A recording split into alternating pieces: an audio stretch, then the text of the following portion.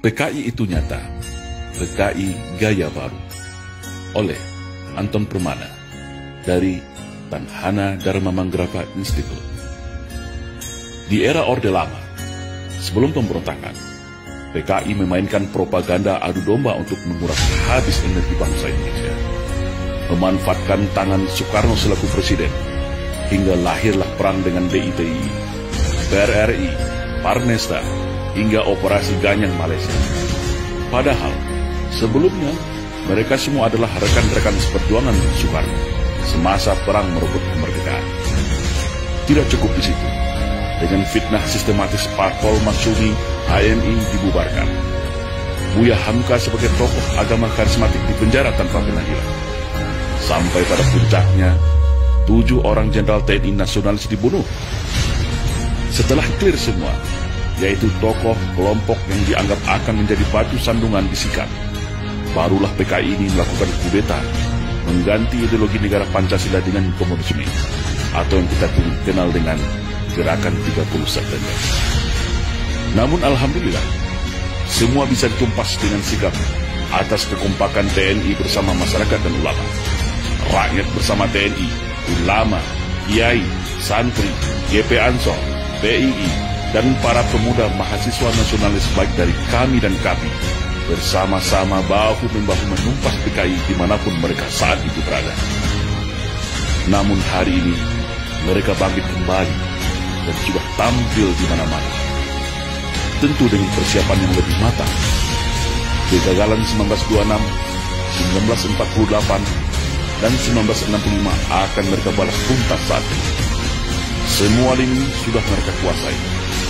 Mulai dari istana, Senayan, aparat, media, pengusaha, hingga dukungan politik penuh dari Partai Komunis Cina, sebagaimana dulu di tahun 1965. Kekuatan utama yang dianggap ancaman sudah mereka eliminir. TNI sudah mereka lockdown melalui Undang-Undang Nomor 34 Tahun 2004 sehingga tidak berkutik lagi.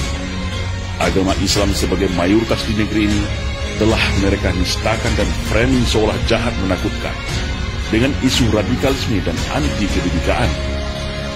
Ulama vokal Habib Rizik Syihab juga sudah mereka isolasi. Ustadz Alfian Tanjung dan pakar dalam hal komunisme sudah selesai mereka penjarakan. Ormas Islam yang besar-besar sudah mereka susupi dan pecah belah. HTI mereka bubarkan. FPI menunggu waktu. PKA Cina sudah infiltrasi masuk dan menyebar di seluruh pelosok Nusantara. Kelompok liberal, Syiah, dan non-muslim radikal mereka rangkul, provokasi dan pilihan. Sudah mirip kan dengan 1965? Maka, bersiap-siagalah wahai umat Islam dan seluruh bangsa Indonesia yang masih ada merah putih serta Pancasila di dadanya. Satu langkah lagi, negeri ini akan berubah menjadi negara berhaluan komunis kalau kita semua lengah dan masih jadi pengecut. PKI hari ini adalah PKI Gaya Baru yang bangkit dari kuburnya.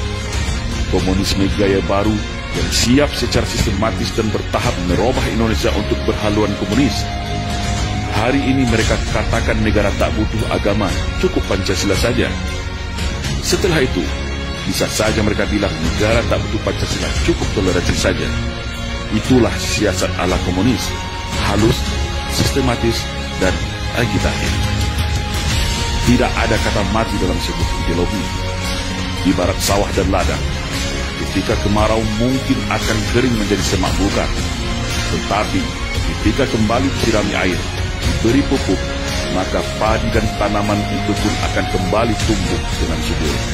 Dan hari ini, negara kita adalah surga bagi para anak-anak PKI. Jangan lengah, tetap waspada. Perkuat ketaatan keimanan kita kepada Allah Subhanahu wa Ta'ala. Perkuat kerukunan dan persatuan antar sesama. Karena ajaran komunisme tidak akan bisa hidup kalau rakyat Indonesia dekat dengan agama. Komunisme akan mati kalau kita sesama anak bangsa hidup rukun, saling toleransi, berdamai, dan bersatu tanpa membedakan sara. Karena fitnah adalah senjatanya PKI. Adu domba dan hasut menghasut adalah pisaunya PKI. berbohong, menipu, berkamuflase, dan membolak-balikan fakta kebenaran adalah nafasnya PKI. Membenci agama dan berupaya menjadikan agama sebagai musuh negara adalah agenda utama PKI. Bersiap siagalah wahai rakyat Indonesia. Mereka sudah ada di hadapan, di samping, di belakang, bahkan di sekeliling kita.